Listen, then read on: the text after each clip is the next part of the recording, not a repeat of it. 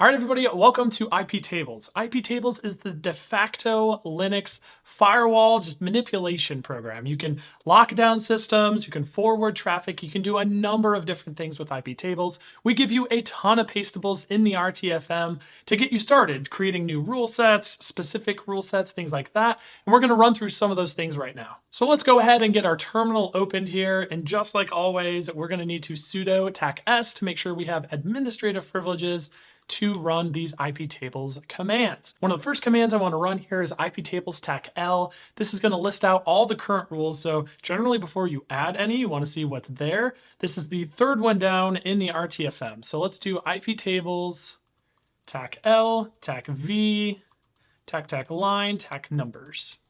Now, line numbers is important. If you don't use those, any rules that are listed are not going to have numbers next to them. The numbers are useful if you want to delete a rule or maybe insert a rule in a certain position. Having that line number is vital. So as we can see here, no rules, really sad.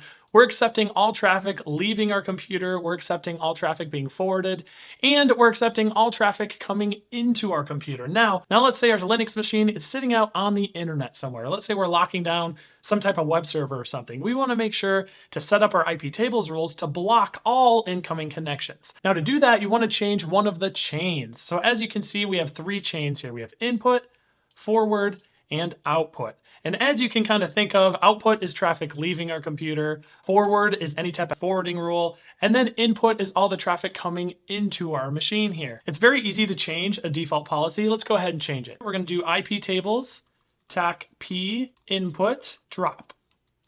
Now what this is going to do is take all traffic coming into our machine here and it's going to drop it on the floor. It's not even going to respond, hey, I'm not open. It's just going to drop it. It's going to be as if we don't exist. And we can confirm that change by doing an IPTables tac-l, tac-v, just like before. And now we see that our input chain is dropped. Now, whenever you're blocking all traffic coming into your computer, generally you want to pair this with another command. And that command is IPTables tac-a input, tac-i, and then in our case, we're going to use eth1, tac-m state, tac state, related, established, tac-j, accept. Now, this command is going to allow you to actually talk to external devices. Now, the reason being, if you don't have this command in place, when your computer goes out to have a conversation with another computer, whenever it responds, it's going to drop that traffic, which we don't want. We still want to be able to browse out. We still want to communicate to other systems outside of ours. And this specific command is going to make sure any traffic coming back, if it's related or established to an existing connection, it's going to go ahead and accept that traffic. And if we list out our rules here, you'll actually see the rule we just added, which is awesome. That went in successfully. And you'll see the chain input policy drop. Now, I do want to let you know, typically these default policies take effect after all rules have already been matched. That means that incoming traffic is first going to be checked against that rule that's looking for the related and established, and then we'll jump to your policy, which is default drop. And then everything's going to work successfully. So if you allow with this rule, it's going to run before that policy takes effect. Now, continuing through some RTFM commands here, if you do an IPTables tac-f, now that is actually going to flush all your rule sets. And I want you to look really closely here. Any policy changes are persistent. So if you flush all your rules, your policy is still going to stay set to whatever you did previously. That's kind of like a permanent change. So I want you to keep that in mind. Don't think that flushing your rules is going to revert your policy. Now let's try entering a rule that has specific port requirements. So let's look over at this SSH rule right here. If I do IPTables tac-a, we'll do our output, tac-o, our interface, which again, we want eth1 on our Kali box here, tac-p, TCP, tac port, tac dport 22, tac-m, state,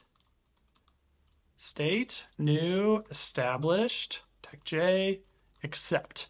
This rule is going to match on any traffic that's leaving my computer on the eth1 interface that is TCP traffic that's going out to port 22, whose state is new and established, and it's going to accept that traffic. Now we need to enter another command to make sure that the traffic coming back in response to that connection can still be established. So let's do IPTables tac-a input tac-i eth1 Keep going through here. TAC M, state, TAC state, established.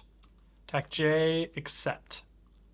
Now let's go ahead and list out our rules. And you'll see both the rules we just added right here. We have all traffic leaving our computer that's going to port SSH that's new and established. Go ahead and accept that traffic. And then we have any traffic coming back that could be related to that connection to go ahead and accept that as well. This could be useful if you have a super locked down computer and you just want to allow SSH traffic. But again, you can apply any other ports that you're interested in with this command and accomplish something similar. Now, this last situation I want to cover is super important. We talked about SSH tunnels, how we can forward traffic to another host, and you can actually do the same thing with TCP dump. So let's jump in, let's run this command. So looking over here on the left, you can see the IPTables command. This does require a specific configuration change on the target machine, and that is this IP_forward file. So let's go ahead, echo 1 to proc sysnet IPv4 IP forward.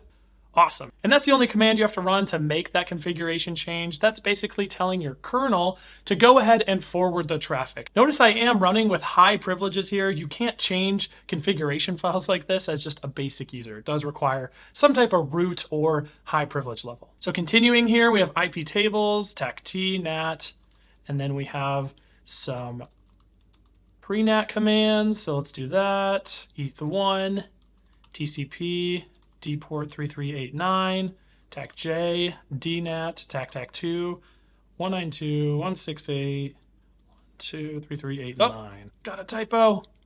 Happens to the best of us. Dport.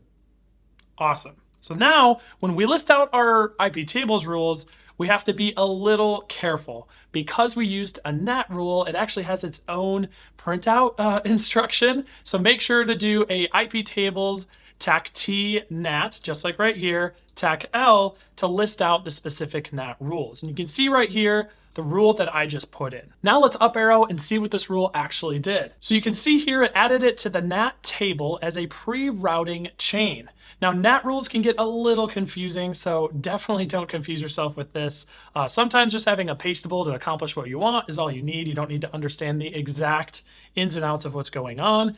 This rule matches it to a specific interface, ETH1. The protocol has to be TCP against destination port 3389. Now, if you don't know what port that is, that's actually the port for Microsoft Remote Desktop Protocol. So any traffic hitting this Kali machine on port 3389 is actually being forwarded to this destination that's listed right here, this 192.168.1.2 on port 3389.